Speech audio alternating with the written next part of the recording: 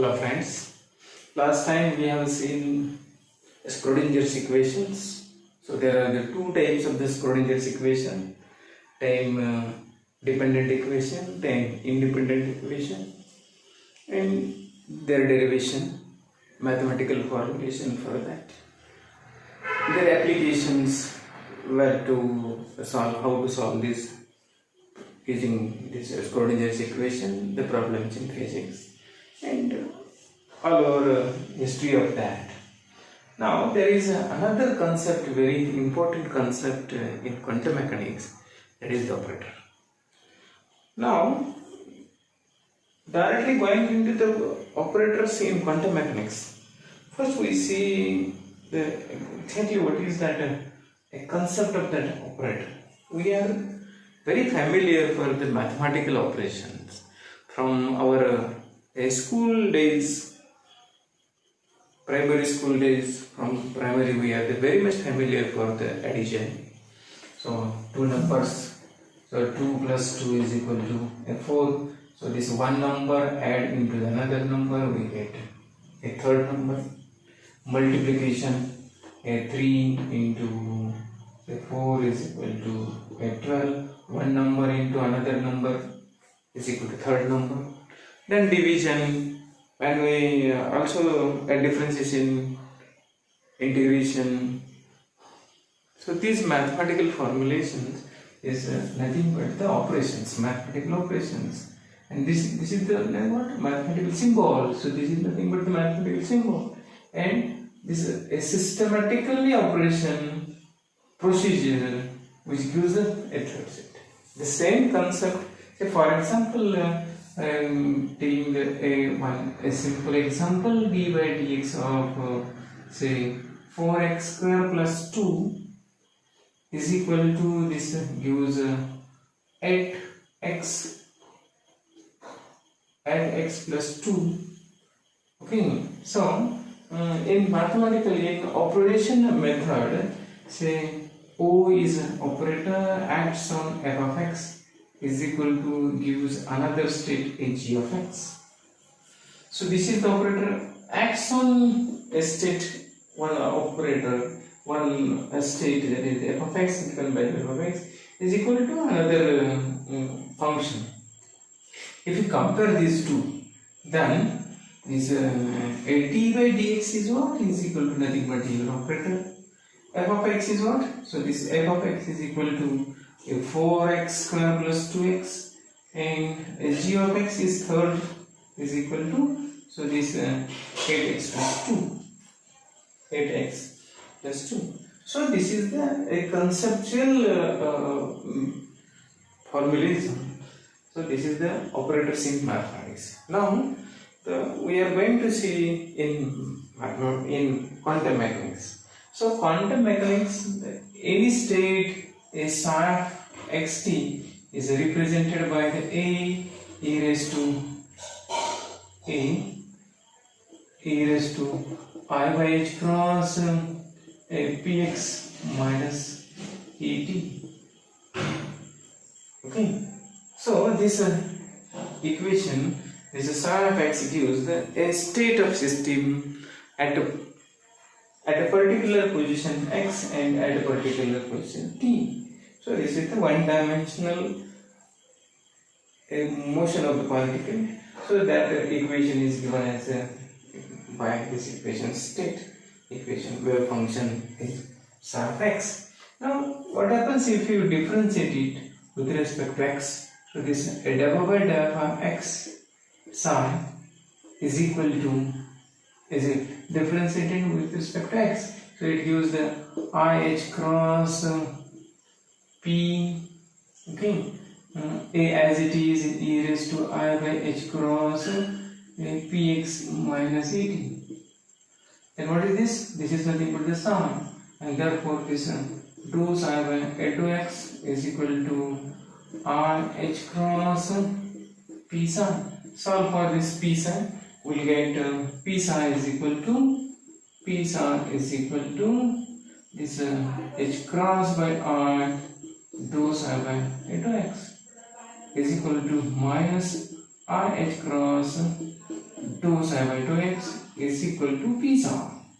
So now consider this if p operates on psi, we get this I h cross dou by dou x operates on psi, means there is a relation between this p and mathematical operation, mathematical differentiation operator. So we can say that the p operates on psi is equal to minus I h cross dou by dou x operates on psi. Okay, and therefore this operation is minus I h cross dou by dou x is called a momentum operator. Momentum operator in x direction, because we consider the x direction. The same similarly, the py is equal to minus I h cross dou by dou y, pz is equal to minus I h cross dou by dou z, and p is equal to a px plus a py plus a pz is equal to minus I h cross this dou by dou x, dou by dou y plus dou by dou z, and that is nothing but the del, and therefore the momentum operator is equal to minus I h cross del. Okay, now so this is the momentum operator. If the same state is a differentiation with respect to t, then we are going to see what happens here. Then differentiate this equation 1 with respect to t, therefore deva by deva psi by deva t with respect to t now. Okay, and it gives minus, so this is the minus I by h cross e as it is e raised to I by h cross in px into et. Okay, what is this again? So this is nothing but the sine, and therefore dou psi by dou t is equal to minus I by h cross e sine, and therefore we solve for this e sine, and hence this e sine is equal to h cross divided by I minus dou psi by dou t is equal to I h cross dou psi by dou t is equal to e sine. Okay, same concept like this. So this e operates on sine. It has some relation with I h cross operates on this side. Now consider the Schrodinger's equation. We have already known for that. So this is the del square sine plus 2m by h bar square e minus v sine is equal to 0. Now multiplied throughout this equation by h bar square divided by 2m, then it becomes h bar square divided by 2m, this a del square sine plus e sine minus v sine is equal to 0. Solve for this e sine, and therefore it becomes e sine is equal to minus h bar square upon 2m, this a del square sine plus v sine is equal to minus h bar square divided by 2m del square plus v sine is equal to e sine. Means this e operates on sine gives some mathematical operation minus h bar square upon 2m del square plus v operates on this side, and therefore this is called the Hamiltonian operator. So this h sine is equal to e sine.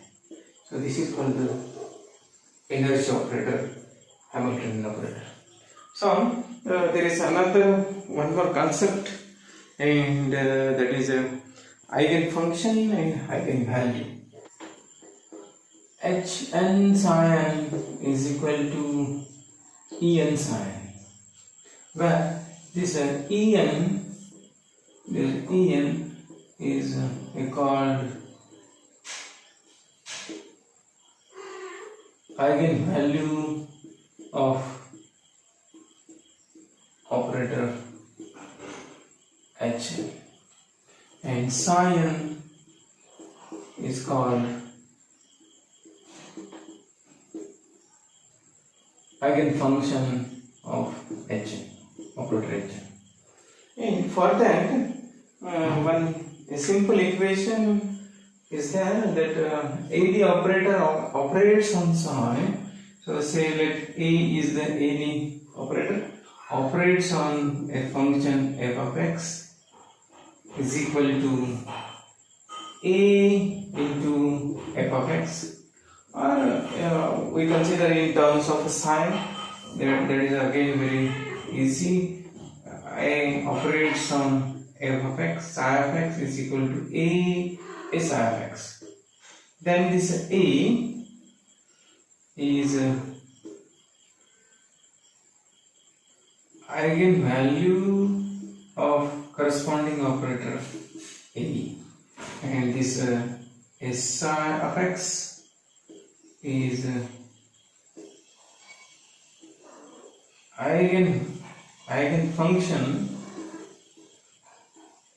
eigenfunction of operator P. So this is the another one concept, that is the eigenfunction and eigenvalue.